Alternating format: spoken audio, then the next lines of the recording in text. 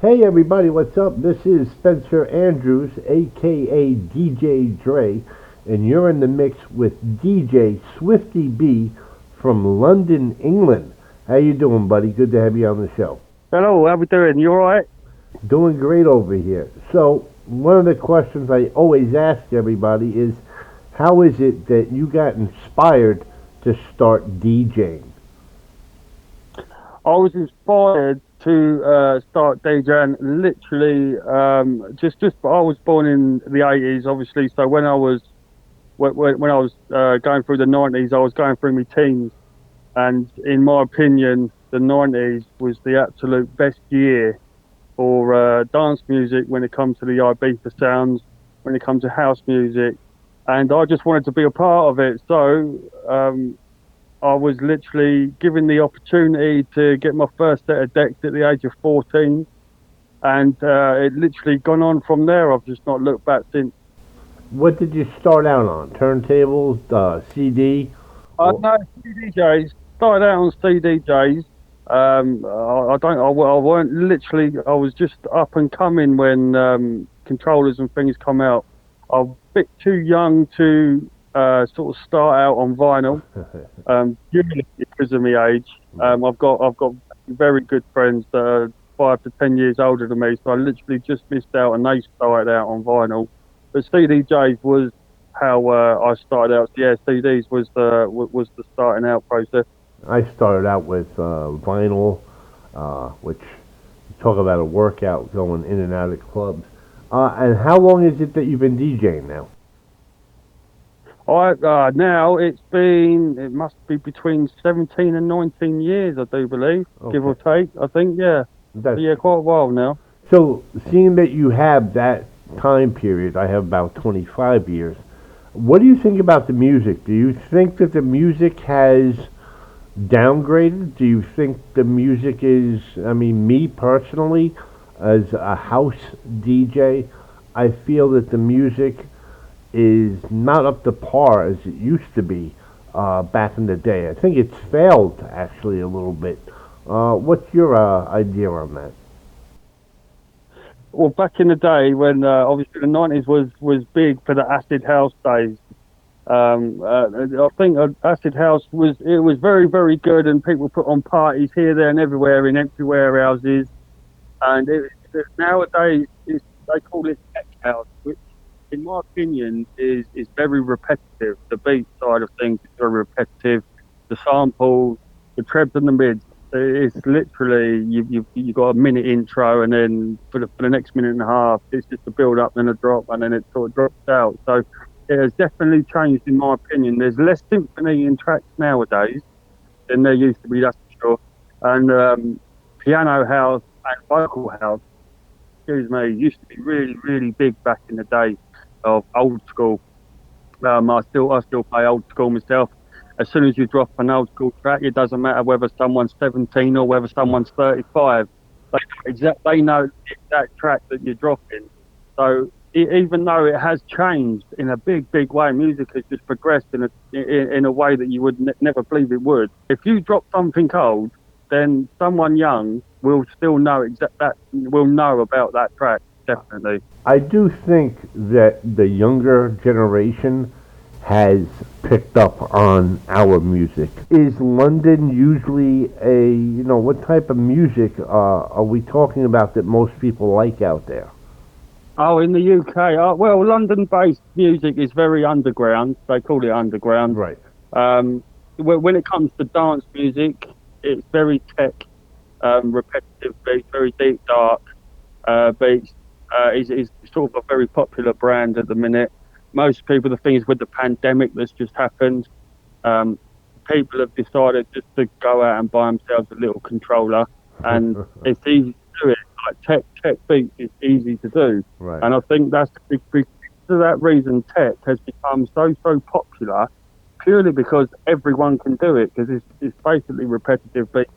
New disco as well is coming in a very very big way. I've got a few friends that started out on vinyl, that are now mixing what they call new disco, which is very upbeat, very funky. Yeah. It's basically your 1970s disco music, but with a few more beats per minute added to it, and it's very feel good stuff.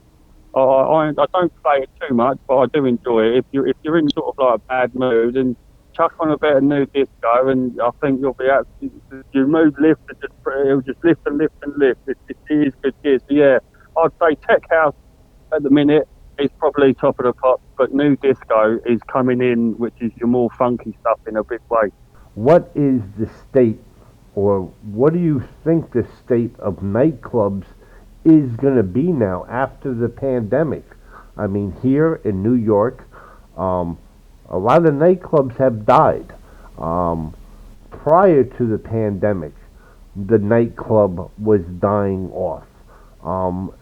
Within New York City, one of the most major areas in New York, uh, a lot of nightclubs were ending up becoming lounges, which, they were putting DJs in there, but lounges were popping up.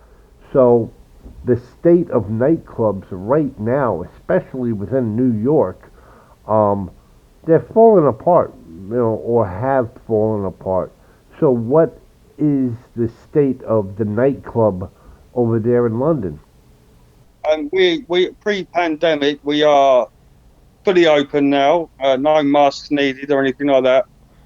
The outside festival scene in the UK at the minute is absolutely booming. They've just had the Reading and Leeds Festival, which is basically a six separate tent festival. You've got your dance tent, your indie, your rock, etc. everywhere. The nightclub side of things over here is completely open and taken off. Literally, the last year of the pandemic, people were itching, absolutely itching in the UK Yeah. for the clubs to open, for the festivals to go ahead. I've just had the OK for the venue that I'm putting my event on in 2 months' time. That post-pandemic, it's all okay to go ahead, which is good because my tickets are sold out. So I really did not want to cancel the event. A good friend of mine from the station that I play for, she has just done her event called Freedom Carnival last weekend that was sold out. So in the UK, people have just been waiting for this moment for the club and the festival to start up again. So a lot more festivals are happening than, say, nightclub events. The festivals obviously are a lot bigger because you could do 2, 3 thousand people. So I take it the festivals are taking over more than the nightclubs out there. They are sort of purely because it's festival season over here during the summer months anyway. So all the festivals start during the summer months. But I think post-festival season, the nightclubs are just going to get absolutely rammed again, just like they was pre-pandemic. But there definitely are um, a lot of parties that have opened up, and I mean, people are just trying to make their mark. And one of the other things is, how do you feel about DJ? The actual term, what we do, the skill, the talent, the time it takes us to learn. Do you think anyone can be a DJ, or do you think that just such crap that you're on Facebook and you see, hey, download this app and you can be a DJ now? And do you think anyone can just be a DJ? I don't think anyone can be a DJ. The term DJ is disc jockey. Even when people were using vinyl, it was still DJ via the term disc jockey. Um, when it comes to the controller side of things, it has made life very much easier for a bit of software, and you just plug a controller in. And there's obviously the very talked about sync button that literally does the beat matching for you. Back in the day when you're mixing on CDJ 400 on 800s, you plug in a CD in rather than a USB. The thing is with controllers, they are so cheap. The cheapest one in this country is less than £200, and that's from Pioneer DJ themselves as well. So it's a standard industry standard make and model, Yeah. and they you can download their software, their DJing software, for absolutely nothing whatsoever. Back in the day when you're using vinyl and a mixer, it's all about the sound. There's no digital involved with it whatsoever. Even though with CDJs there was a bit of digital involved with it because it's a CD, but there was still no wave format in front of you. You Right. had to listen. You had to listen and feel the beats to be able to do the beat match. You had to know the track as to when vocals was going to come in and when they're not. So your vocals didn't clash from one to the other. It's become the term DJ nowadays. Absolutely anyone can do it, in my opinion. Now, it's no longer become an old school skill of what it used to be. For instance, on the station that I play for, when people are announcing over the airwaves they're mixing on vinyl, no one cares. If you're mixing on CDJ, no one cares. If you're mixing on a controller, no one cares. Right. As long as it sounds good, they couldn't care less what you're mixing on.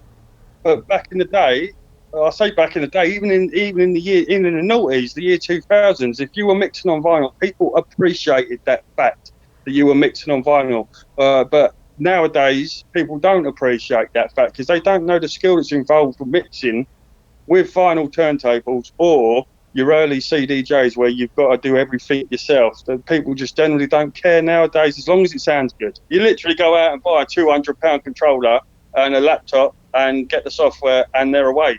Yeah. Yeah, so it is bad in that respect that it's not seen too much of a skill as what it used to be seen as.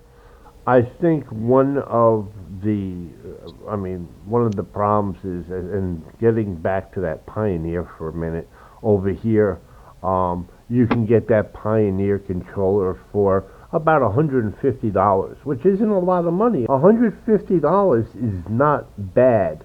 But if you're going to do it right, you want to get a Mac laptop because that is the media machine.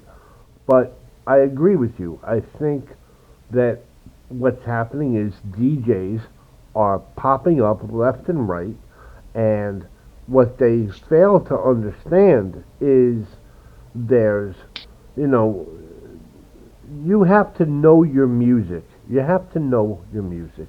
You have to understand the hype, how to build the hype. Um, but the biggest thing about being a DJ is knowing how to play for people and not yourself. You know, and I remember when I started out, I would go to nightclubs and they would tell me, "Oh, just look at the jukebox and you can get an idea of what to play." And I used to tell them that's not how I work. I play what I play, and that's what I do. I train people when I would play in clubs or bars, wherever.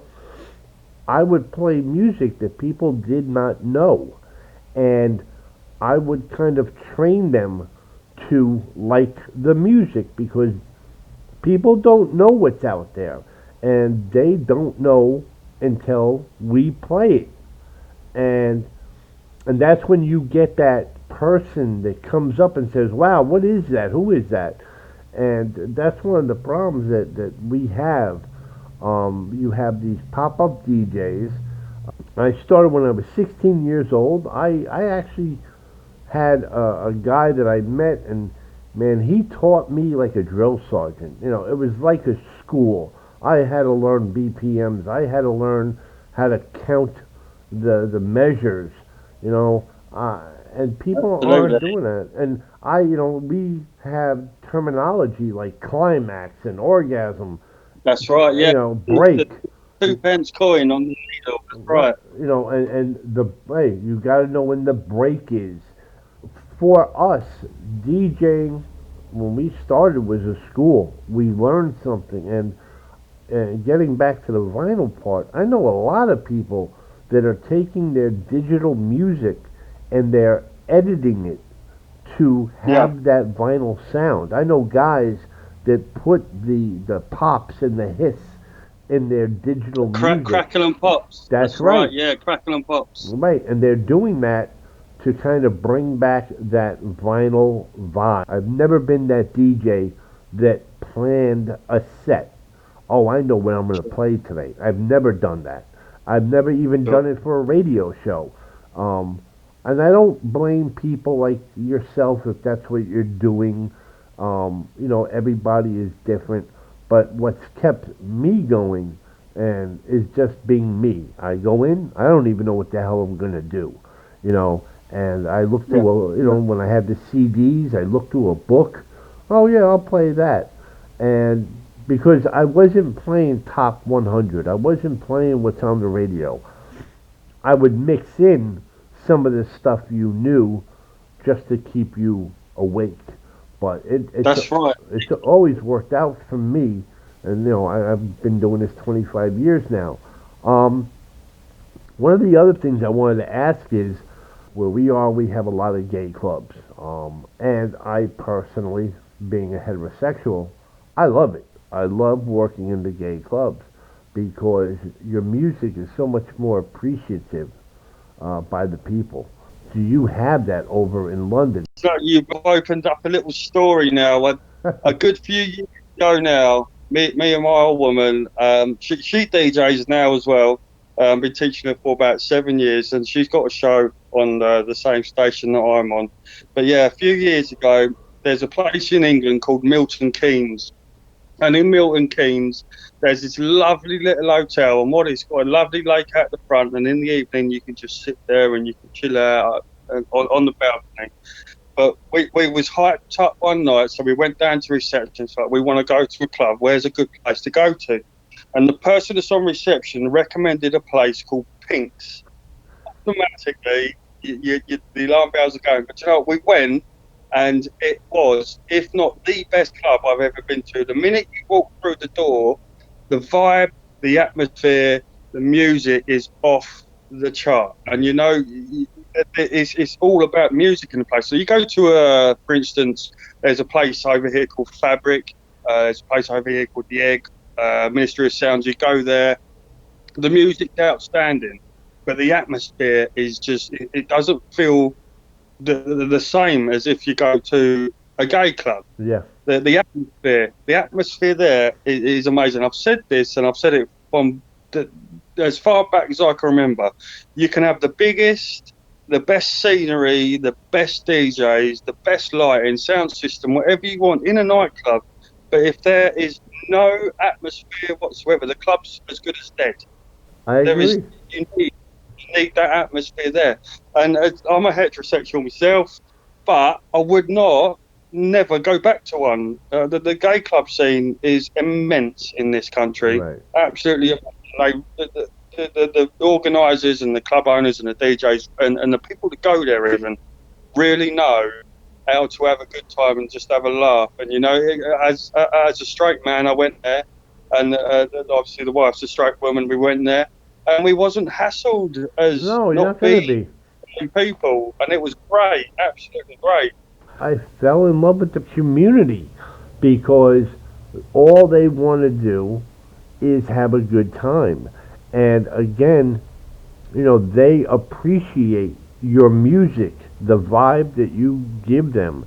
And I got pretty well known, and I decided to leave the straight club scene for a while and just do, the gay club scene, and I loved it time wise. So when you go further up the line in counties, uh, the time is you start like 10:30 and you stop at 1:45, and Sure. down here you start at 10:30 and you're going till like 4:30 in the morning. So there's a big difference, but like I said, it's the vibe, and it just really sucks that we had the pandemic, and I think a lot of people are trying to get back to the way things were. And one of the problems that we're going to have with that is that their nightlife was kind of taken from them. Um, you can still go to another county, but here's the problem. I don't know about England. I would assume it's kind of a universal law, but you go to another county and you start drinking, and you got to drive like an hour home. You don't want to be drinking and driving for an hour, That's so right. I used to work like half an hour away, 40 minutes away, feeling really nice. I had been drinking a lot, and I remember someone coming over and saying, "Hey, call last call." And I'm like, "Wow, I'm saying to myself, it's, 3:45 already." And he's like, "No, it's one four." Sure, And sure.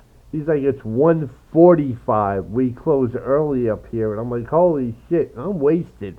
And now I gotta drive home, and I've hit a few DWI stops myself, and luckily I've been able to get away with it. I'm not a sloppy drunk, but Sure. but I agree with a lot of people that I've interviewed, and they say the earlier years were the better years. Is it because Absolutely. is it because we're older now? I don't know. I just did a party for a bunch of 17-year-olds, a bunch of Sure. rich kids. Um, their parents were billionaires, and did a party out there, and they enjoyed the music that I play. Um, I play like a vocal house. I don't go anything too crazy. No techno.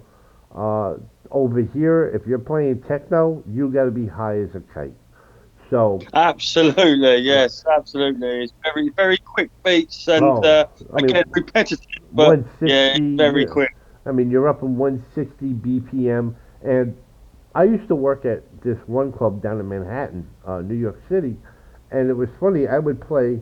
I'd come in as a guest DJ, so I would play from like 2 to 4, and I would notice as I'm leaving, more people are coming in, and I would say, what's going on? And they're like, oh no, now the techno guy comes in, and they go till 12 o'clock in the afternoon. I'm like, holy shit!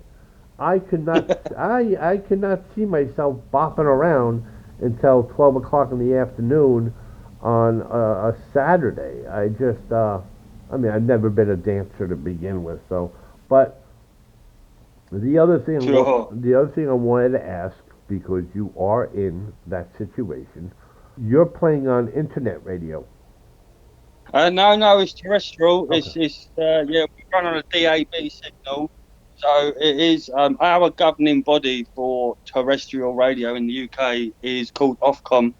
And obviously we do have to run via certain rules, Right. just exactly the same rules as, for instance, the BBC Right. run when they run their Radio One. We have to run by the exact same rules as it is legal. It's not pirate. It's not internet. Right. I mean, every station's got their own internet version of their station. Right.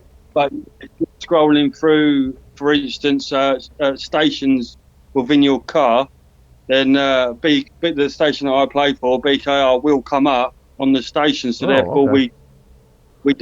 we're not allowed like political views. Yeah. Let me ask you this: do you think, and it kind of maybe hurts to ask you the question because you're on terrestrial radio, do you think internet radio has, I don't know, kind of hurt terrestrial radio?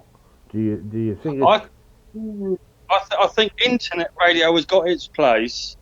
I'll back anyone that literally wants to try and just broadcast.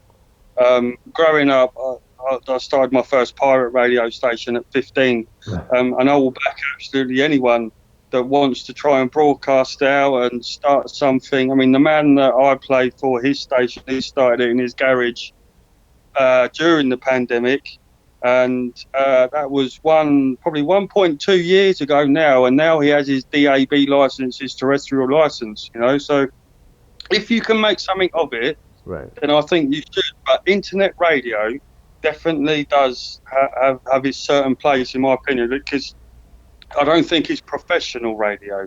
It's somewhere where you can, if you want to, you can for free, or even I think they call it what we call subs in this country. You pay a certain amount each month to help the station go along. Right. I think it's about £10 on the average, and you can express yourself through that station however the way you want to do it. because it's not Ofcom run. It's not. You don't have to run by the rules and regulations of terrestrial radio. So internet radio has definitely got its place.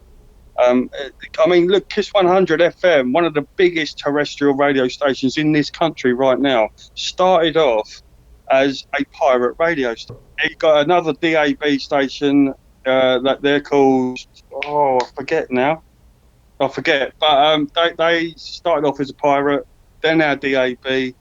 The station that I play for never started as pirate. It started as internet and has now gone over to DAB, which is Wow. obviously just real. So every station has got its place. Right. It depends how much the person that's running it wants to progress from it. But what people have to, the people that run the stations, what they have to remember is if you do want to progress to terrestrial, there are certain rules and regulations you have to follow. Right. Well, Whereas here. internet, you don't. You don't Right. have to follow anything over internet. Right. Well, over here, our rules and regulations are under what's called the Federal Communications Company. So, it's basically like the it's a government that is, they provide licensing, they provide fines, they provide jail time. So, pirate stations going into terrestrial over here. I've really never heard of it.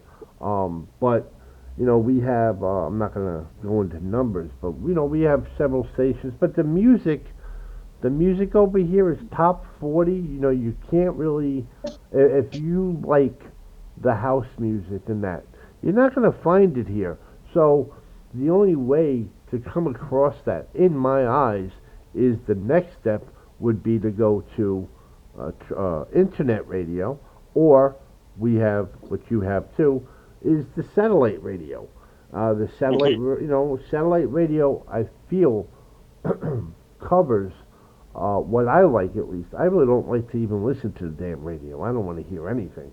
Um, Sure. but I think the satellite radio service definitely offers something. But a lot of people are stuck in the top 100, the mainstream. That's The one of charts. That's the right. yeah. Yeah, exactly. And I think it's up to people like us to really go out there and show them what there's so much more than just the Well, top 100. exactly. I mean, final comment on what it takes to be a DJ, and there's been asked by social media. Well, I belong to a few groups, and Pioneer being one of the groups I'm in. And someone put a post up a little while ago saying, "What does it take to be a DJ?" And the only thing, and it was literally the only thing that I could think of that sprung to mind, is it's how to please a crowd. If Mm, you're not pleasing that crowd, and the dance floor empty, you're not doing your job. It doesn't matter what music you're into, you need to play, in my opinion, what is filling a dance floor. yeah. So if you can't read the crowd and you can't read a dance floor, then you can't be a DJ. You can put all the beat matching to one side, you can put all the equipment to one side as well, because the technology side of things is only going to get better and better and better and easier and easier. But there's one true skill you need for a DJ to be classed as one, and that is to be able to read a crowd. Right. If you can't read, you can't be a DJ, in my opinion. I think one of the best ways to put it is, and because women are more sensitive than men, is you have to treat being a DJ like a woman. If you do or say the wrong thing, she's going to walk away from you. So Absolutely. that is, I mean, it helps. It helps when you know how to blend a track. I mean, it's funny. When I was younger, I always thought, because I wasn't a big name DJ yet, I always thought, these guys were awesome. I'd hear names, Jelly Bean Benitez, and, he was always good. But I heard other names, which I don't want to mention, but um, I would hear these names, and I would always say to myself, "Well, wow, they got to be doing this, they got to be doing that." And Sure. someone told me they suck. They don't Exactly. Absolutely. Yes. they don't really. I'm not going to say that about Jelly Bean, but they're not really blending, they're not doing this. And I said, well, how is that I have to work at my art? I have to work at my skill. I have to, I have to learn. And these people are just bang, bang, bang, bang, bang, and they're doing it. And he says it's what That's they're right. playing. It's what they're playing. Um, That's right. you know, do people really go to a club or a festival and say, listen how that song transferred into that song? Do people really do that? No. Only us would do that. Um, It's seen. Must be seen. yes, right. But if we don't do it seamlessly, do people give a crap? No. I don't think No, they do. Unless there are critics like me or you. That's why I can never go to a nightclub because I'm a critic. I will call you out in a heartbeat. Dude, you suck. You're horrible, man. What's wrong with you? But I'll never forget. I worked at a club and one of these name DJs came in and I was honored. And he said, "Hey man, can I get on there for a little bit?" And I was like, yeah, sure. And I had noticed his nose was all powdery and dripping, and he was all coked up. And hmm but the guy sucked. He was horrible, and and he was no good. and he was working on the same equipment, give or take, that we had here.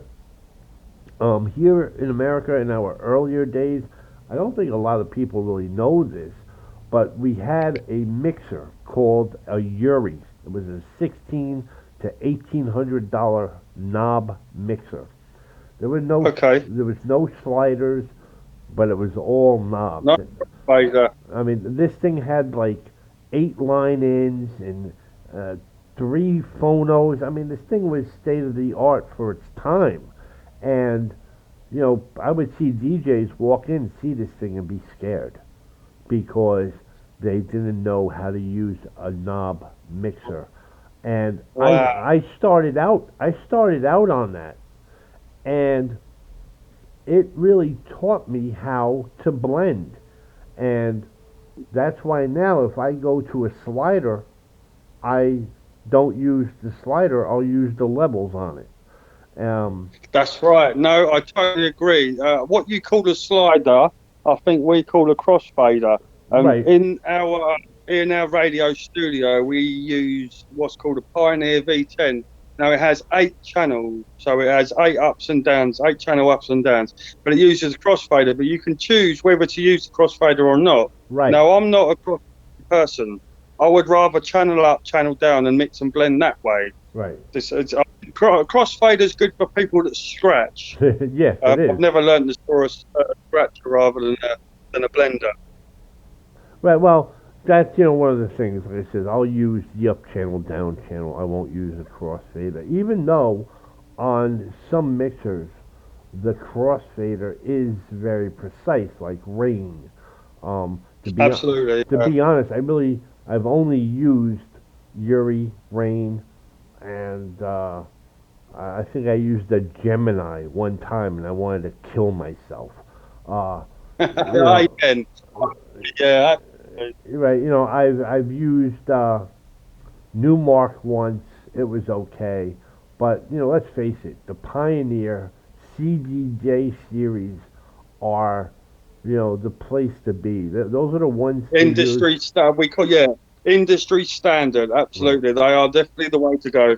What I mean, I prefer. I got to be honest though. I prefer to use the CD because what I've found, for me at least, using the laptop screws me up. I haven't been able, as a lot of other DJs I find, have not been able to cross over from the CD player to the computer because you actually have to look for your music. It's a little bit harder, um, in my opinion. I just feel like I'm working a little bit harder to find my music rather than an open book in my face. Um, I agree. Not only that, I mean, with another skill, shall we say, for the DJs, right? Is you know what track's going to follow the one that you're currently playing that the crowd are going to like. It's literally knowing, you must know your music, you must know the crowd to be able to keep the dance floor jumping. You can scroll through whatever you want to scroll through on a laptop via USB. Obviously, CDs, you just flip them over and you see which ones are there, and you must know where your music is at all times. It's exactly the same as the vinyl. With a vinyl, it's one track per vinyl. Obviously, with the CDs, you can get compilations, and it's a lot more to think about. But it's definitely knowing what track's going to follow what you're currently playing that in the same genre that's really working. Whereas USB, it is, you can sort it out easier with USB purely because you can put them in certain folders. Right. Whereas on CDs or on vinyl, you can't do that. So in retrospect of a USB, that's easier. Or with a laptop, if you know what you want to play next, you can search it and boom, it's there straight away. Whereas with a CD, you've got to look through your book, or like yourself with the vinyl, you've got to look through your book. Right. Yeah. But it's the way, it's, I think it's an each to their own thing. Me personally, I prefer a CDJ because I think everyone prefers what they learn on. Right. Right. I mean, for me, going back when I did vinyl, I remember looking through it like a filing cabinet. Um, I never really knew where my stuff was, but even then, I just played. Like I'd pick out one record and play it, and then my thoughts would be, "Oh, what should I play next?" So a lot of people tell me, "Oh, it's stupid. You should have your stuff laid out." And for me, I just felt it was a little more creative, not knowing what I was gonna do. Um, That's right. and Yeah, off the cuff, yeah, call it right. completely off the cuff. Yeah, And I still feel that way today. I work a lot harder trying to find my music because I don't know what I'm going to play. I'm playing right now, I'm playing a 2021 track, and I've been doing that for the last 30 minutes. Do I do I go and play something from 2000 real quick just to mix it up? Do I go back to 2019, 18? So I never know what the hell I'm going to do.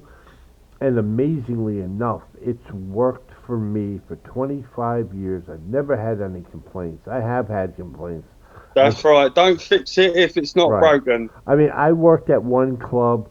You're playing this high energy house, and I got some girl banging on my DJ booth, play Madonna. Get the hell out of No. get the hell out of here. And I'll never forget. I shut the music off because she was relentless. I turned off the Oh, music and I got on the mic and I said, "She wants to hear Madonna. Get her the hell away from me." And people were coming at her. Security came out. You know, I mean, I've come a long way. When CDs would skip, I would take them and throw them against walls. I would throw them at people. Yeah, would throw them at people. And I've calmed down now because now if I'm playing and something should skip or the music has a digital glitch, I just say, what the hell? And I've realized I can't get that crazy over it. Um, and it's worked for me as well as things that you do work for you. Now, with that said, all right, it's about time we're going to finish, but is there anything that you want to plug on your side, where you're at, what you're doing, websites, etc., anything you want to say in regards to that, you go ahead, let people know where they can find DJ Swiftyb, and it's all in your court now. Go ahead. thank you. Yeah, I'm on www.bkrsix.com. You'll have to do it via the internet over in the States because I don't think the DAB signal will quite reach there. You can download. It's a free app, completely free, pretty much like every free app is nowadays. In your iStore, your App Store, whatever store you got on your mobile, just search again BKR6. I do a weekly show, a drive time show in this country. I'm not sure what time it'll be over in the States, but it's 4 p.m. till 6 p.m. in the UK. I play so much different stuff. For instance, this week, tomorrow is all brand new music day, and that's literally stuff that's been unheard, that's been released in the last month. I like to do the unheard stuff rather than the stuff you hear on normal terrestrial radio because it gets the artists out there that really do deserve to be out there that make some absolutely cracking tracks that need to be recognised. You can find me on Facebook. Literally search my name twice, Swifty B. And that's done so it can be a personal account rather than a business account, as Facebook don't like the idea of me using the name DJ Swifty B. But no, I appreciate everything that like that you guys have done, and I appreciate the interview today, and hopefully it's sort of like put a little bit of way with what people will be thinking about the music industry nowadays. Right. Yeah, find me on Twitter as well. Obviously, DJ Swifty B on Instagram, DJ Swifty B. Thanks everyone. Thanks very much for the opportunity. I appreciate it. Well, definitely. And once again, the show is, basically designed to give DJs a audio profile so you can get to know these people a little bit better within the Facebook groups, the club DJs, the radio DJs groups. But you get to know these people a little more in depth, see what they're about, because nobody likes typing for 46 minutes. So, so Excellent. so that's why we're doing the show. If you didn't catch it in the beginning, the show is called In the Mix. I'm your host, Spencer Andrews, A.K.A. DJ Dre, and we'll be throwing out more interviews as time goes on. And I want to thank everybody for listening. And I definitely want to thank DJ Swifty B, once again from London, England, across the pond, for being with us today.